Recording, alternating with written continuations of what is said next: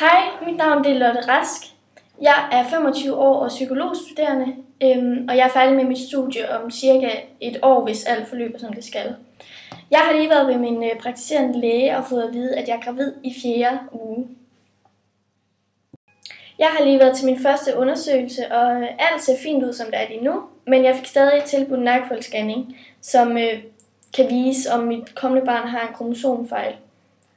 Men jeg ved ikke helt, hvad jeg vil sige til den endnu, så jeg vender lige tilbage med det. Jeg har taget den beslutning, at jeg vil gerne have foretaget en nakkefoldsscanning, for hvis der er noget galt med mit barn, så vil jeg gerne vide det nu, så jeg kan forholde mig til det. Og jeg har fået en tid her på mandag, så jeg skal derind kl. 14:30. Jeg har lige været inde og få foretaget min nakkefoldsscanning, og jeg fik at vide, at der var forøget risiko for, at mit barn ville få en kromosomfejl.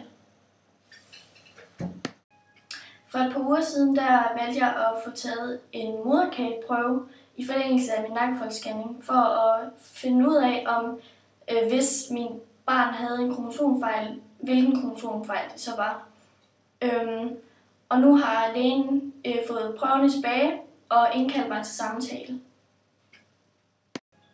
Nu sidder jeg her ved lægen og venter på, at hun skal komme ind med prøverne, der viser, om mit barn har en kromosomfejl. Lotte Rask? Ja. Hej. Martin Petersen. Vi har fundet en kromosomfejl hos dit barn.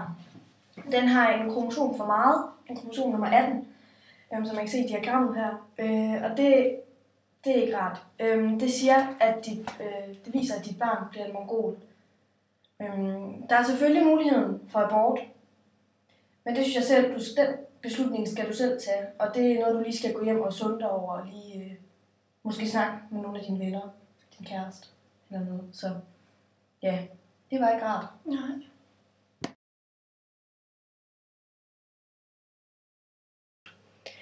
Jeg har tænkt over det her i flere dage, og jeg har ligget søvnløs om natten.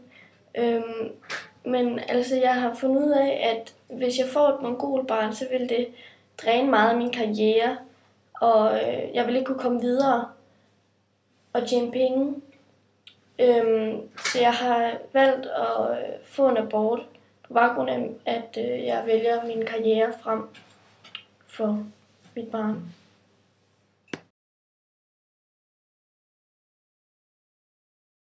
Jeg er super glad i dag, fordi jeg har klaret min sidste eksamen med et overbevisende 10-tal.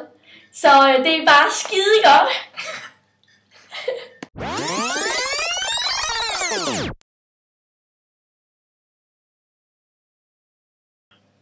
Jeg har tænkt meget over, om jeg skulle få en abort, eller om jeg ikke skulle få en abort.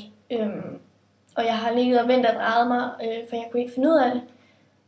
Men jeg er nået frem til det, at jeg ikke ville kunne ende at få en abort. For hvert liv, det er et dyrebart liv. Så selvom det vil koste min karriere, så vil jeg stadig have mit barn.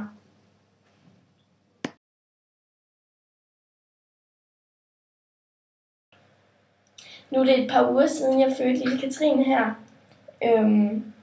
Og jeg kan da godt mærke, at det er en del, altså det er virkelig hårdt at have et mongolbarn, men jeg har ikke fortrudt det et eneste sekund.